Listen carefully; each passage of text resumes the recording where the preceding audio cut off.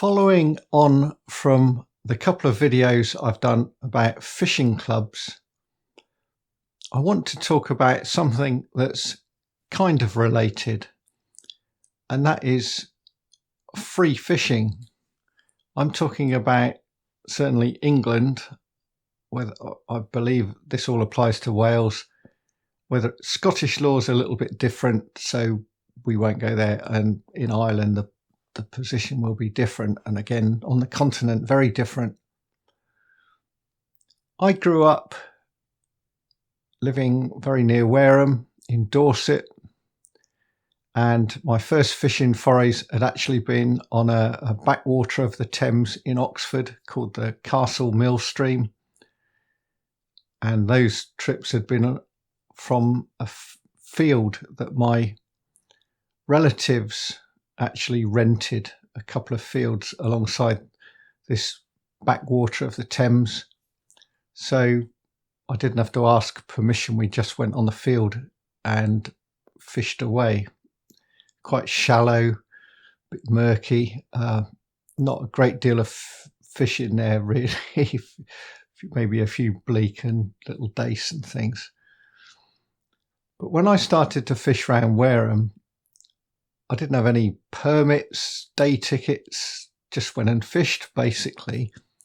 And I quickly found out that certain bits I could get away with it, and other places I would get hoofed off with my mates. Bear in mind, I'm only about 11 or 12. Not that I took much notice, I just sneaked back onto the bits where I wasn't meant to be fishing until someone else hoofed me off and pleaded ignorance. But like I said, young lad with a little spinning rod or whatever. And also in Wareham, there was a lot of the Froome down in Wareham was free fishing, or seemed to be free fishing. And yet this whole term free fishing is a kind of a misnomer. In very simple terms, and we're talking about rivers now, if a river is above the official tidal limit, somebody owns the fishing rights, and pretty much the same applies to all still waters in England. Somebody will own those fishing rights. Tidal water, the basis, which goes back to the Magna Carta back in 1215 or whenever it was, and King John and the knights sort of held King John to account, and they said, you're using your king's rights overzealously. We believe that the public should have certain rights, and one of those rights was the right to fish in tidal waters and the right to navigate, and there's all sorts of complicated things. And just before I go any further, I've got 3 books on angling law, and this is one of them. It's called Angling and the Law, Peter Carty and Simon Payne. So I have had a read through this. Anyone says, oh, that's not right, I can check in this book, and believe me, this is thorough. Goes to proper acts and acts of Parliament. It also goes to case law and so on. So there is this basic right to fish in tidal waters. However, there's a big catch there. And just to say that on the Thames, there's a stone that marks where that limit was. So above that stone, you needed permission to fish from whoever owned the fishing rights. Below the stone, the Thames was free to fish. And that all tidal waters were free to fish, except, big exception, the big exception was if the king had decided to grant the fishery rights, and that not just King John, but any king before that, and it was usually almost always a king in those days, to a private party prior to Magna Carta, then that fishery remained in private ownership. And those private ownerships have been sold on over the centuries, And so we get fisheries like the Royalty Fishery, which is partly tidal down at Christchurch in Dorset. And that fishery includes the tidal Stour and much of Christchurch Harbour. At Wareham, where I grew up, at the tidal Piddle and the tidal Froome. And those rights passed at some point to the Lord of the Manor, who eventually sold them to the old Avon and Dorset River Board back in, may well have been the 1950s or early 60s. And then that's passed on now to the Environment Agency, who have granted on the Froome, on the bits that they control, a right to fish for coarse fish. And they control, for instance, the netting rights, not that they exercise them, but back when I was a lad, 50 years ago, we would see the River Board, as they were then, bailiffs doing netting for salmon on the Froome just below Wareham Bridge, where the boathouse is, and they would start at the harbour and come up, run a net round for salmon, and that was their right. No one else had that right at that time, although there were legal netsmen going back in the sort of 1930s before the River Board bought the rights.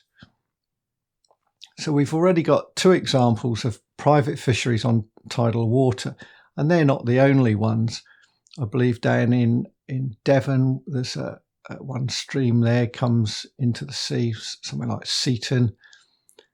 I've got a feeling the tidal X parts of that are a private fishery. And quite often you can see why they're a private fishery. These are places where there were lots of salmon.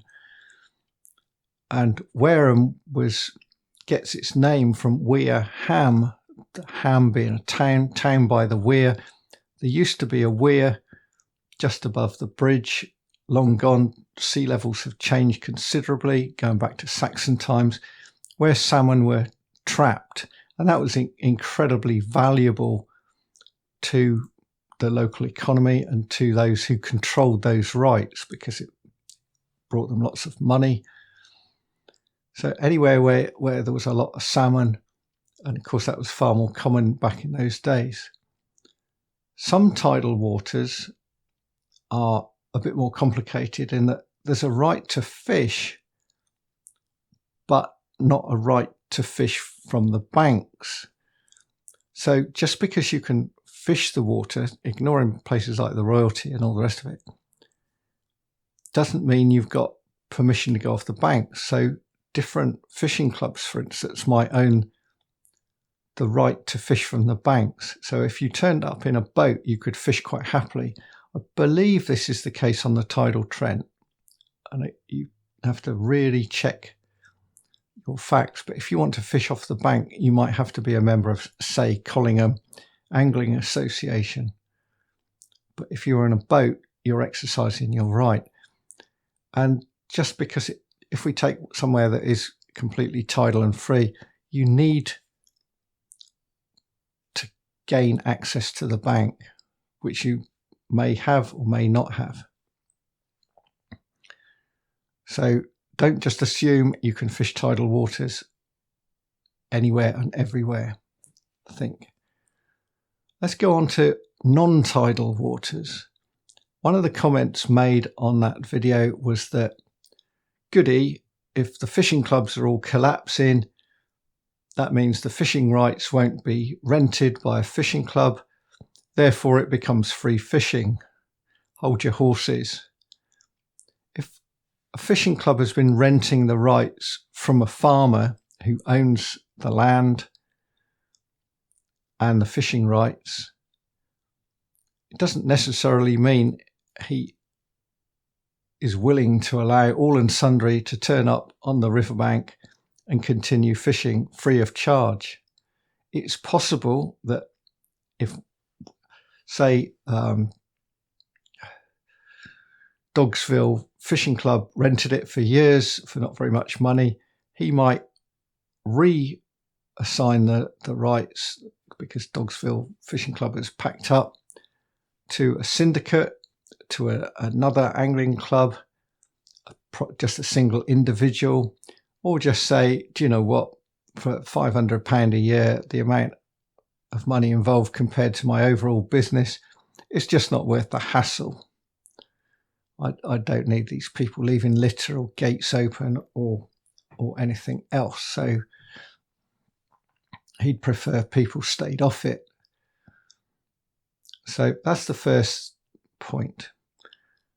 Another sort of myth that comes out is that quite often within towns, towns are often based on rivers.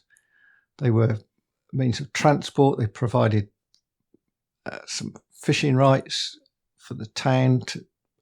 There were often mills there to generate power for grinding corn or cotton mills, all these other things.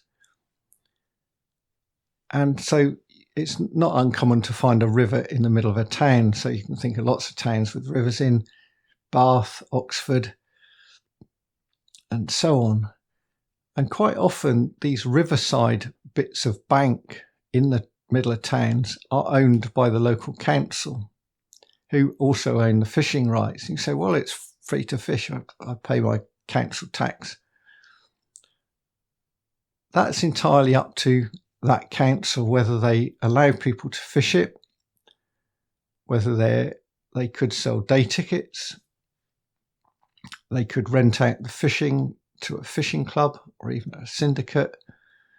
In Bath, I believe it's free fishing right in the middle of the town, but further up it then becomes private fisheries.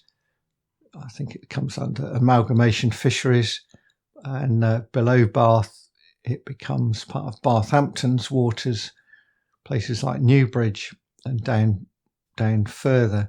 So don't assume just because you're in a town and everyone's walking up and down the banks because there's a public towpath that there's a right to fish. So you need to double check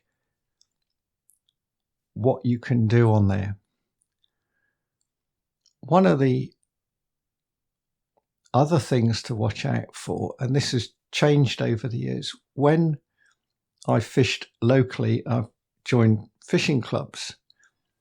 Some waters are day ticket, but they're day tickets in advance. So if you go onto Throop Fishery on the Dorset Stour near Bournemouth, you need to go into a local tackle shop and buy a day ticket beforehand if you're not a club member, because Ringwood Club control the fishing. But years ago, when I went up north and fished places like the Nene and the Trent, I can't remember what we did on the Witham, whether we had day tickets or bought a Witham, what they called the Witham Joint Angling Association of Clubs book, might well have had that. But on the Nene and the Trent, we just used to turn up and fish. And the sign quite clearly said day tickets on the bank.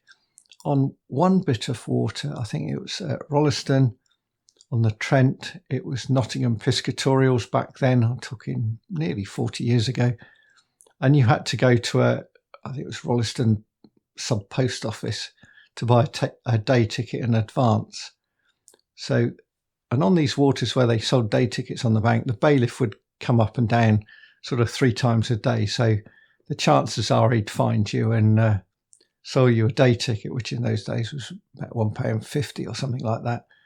No arguing, you just paid your money. You always had to watch out for bogus bailiffs. In other words, people say, oh, I'm the bailiff. And I'll just give you a ticket. It didn't look very official, just a bingo ticket or something, or a raffle ticket. People have been conned by these people who go up, and a bit later on, the real bailiff comes along. He says, oh, I've already bought one. That's a raffle ticket you've bought there. So be aware of that. Know if it's somewhere you regularly fish on a day ticket, make sure you've got a real one.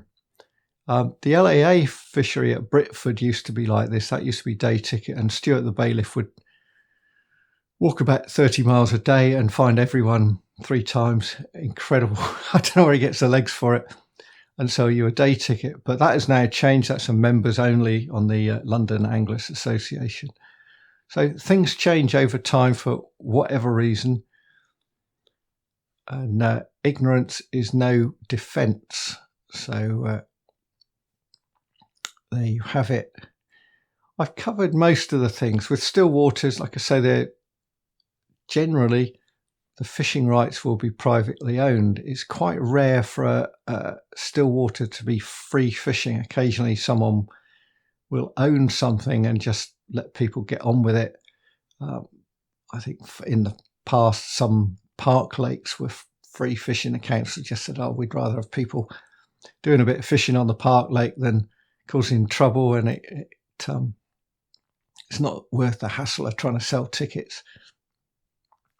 And that's something that does happen. Part of the Dorset Stour and Wimborne, what we used to call the flight refuelling stretch, which is now some new housing, was always known as UDC Water, Urban District Council, in other words, Wimborne Council. And Wimborne Club rented the fishing on there as well as the other bank and further downstream. And then for some reason they stopped renting it to Wimborne Club and said it's going to be day ticket. Well, they didn't sell many day tickets. After a little while, they stopped bothering. And now it's taken as a free fishery. There's no sign saying you can't fish. People just go down there and they fish it. But if you do fish in Wimborne, make sure you know where the boundaries are. You've got to be upstream of the bypass and on the north bank, the Wimborne town side, up as far as where Dream Boats are, slightly beyond it, where the old railway embankment is. And there's one or two other free bits on the Stour, for instance, northern edge of Bournemouth at Muscliffe. Bournemouth Council, BCP as they're called now, own the fishing rights, and going back nearly 40 years, Christchurch Angling Club used to rent that fishing, and then Bournemouth Council, as it was then, decided to make it free fishing for well over a mile of fishing. Of course, the World and his wife are down there with their dogs, so they're gradually waking up to the damage that dogs do to the environment, trying to keep them out of the river a bit more. I think I've summed up most of it. If you've got any questions, just ask. I can refer and will use this book if I have to, and I will quote directly from it if someone's got a very technical question. But I think that's summarised most of it. The real thing is, do your homework before you go to a water. Don't just chance it. Don't think, oh, well, it used to be all right, because 10 years later it may be very, very different and not quite what you expect. Until next time, it's goodbye for now.